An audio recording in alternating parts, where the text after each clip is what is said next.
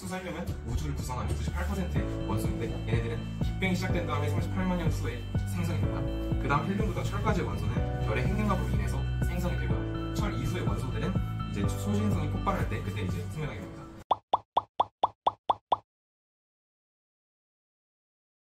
삶의 선택, 그다음에 어려운 사람을 도와주는 그런 기준으로 분류가 되게 되는데요. 먼저 GDP의 총생산이라는 개념을 먼저 알아야 됩니다.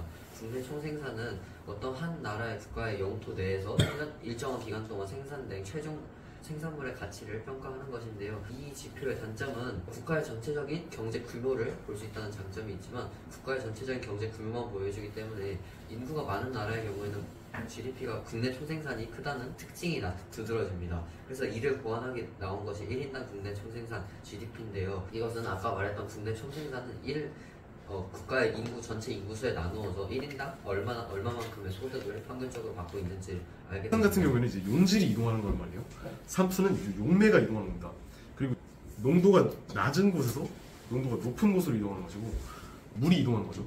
근데 이제 이 삼투 현상들은 동물체의 경우랑 이제 식물체의 경우 각각 3가지씩 6가지로 나뉘게 되는데 삼투가 이제 농도가 낮은 곳에서 높은 곳으로 이동하는 거기 때문에 만약에 세포 외부의 농도가 더 낮다면 물이 세포 내부로 들어가서 용혈이 일어납니다. 1단원 물질과 규칙성에서 두 번째 중단원이 자연의 구성물질에 대해서 얘기할 건데 목차 구성을 먼저 살펴보면 지구과 생명체를 이루는 물질, 그 다음 생명체를 이루는 다양한 구성물질, 그 다음 신소재 이렇게 가는데 일단은 자연의 구성물질이라고 했잖아요. 물질을 이루는 가장 기본적인 단위가 뭡니까? 원소잖아요. 그럼 이 원소들이 어디서부터 왔는지 먼저 알아야 돼요. 수소 헬륨을 봅시다. 수소 헬륨은 우주를 구성하는 98%의 원소인데 얘네들은 빅뱅이 시작된 다음에 38만 년 후에 생성이 됩니다.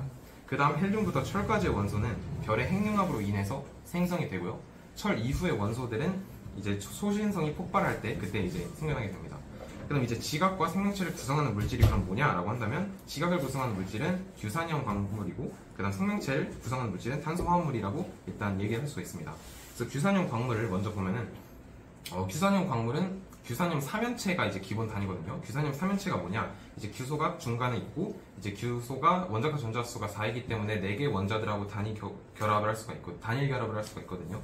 근데 이제 산소 4개하고 결합을 해서 SiO4 4-라는 이런 결합을 한 거죠. 그러면 얘네가 음이온이잖아요. 그러면 음이온은 중성을 이루기 위해서 양이온하고 결합하려는 특성을 가질 테고 또 규산염 사면체들끼리 공유 결합을 해가지고 이렇게 만들어내게 합니다. 이 규소랑 탄소는 같은 쪽에 있어서 화학적 성질이 비슷하잖아요. 근데 왜 규소 기반 생명체는 없는지 그게 궁금해요. 탄소가 규소로 치환이 되면은 그래도 생명체가 될 수 있지 않을까 하는 궁금증이 있어서. 근데 아무리 같은 쪽에 속해서 화학적 성질을 가지고 있다 하더라도 그것이 고유적으로 가지고 있는 성질이 있을 텐데 규소는 이제 지각을 이루는데 그 결합의 구조가 사용이 돼서 지각을 이룰 수 있는 성질을 띠고 있는 거고 마찬가지로 탄소는 지각을 이룰 수 없는 성질을 가지고 있으니까 생명체에서 다른 원소들과 구성을 했을 때 그런 생명체를 이루는 성질을 또 추가적으로 띠게 되는 거니까 그거는 전체적인 성질이 비슷한 거지 각각의 형태로 들어갔을 때 결합을 하면서 추가적인 성질이 나타난다는 생각이에요.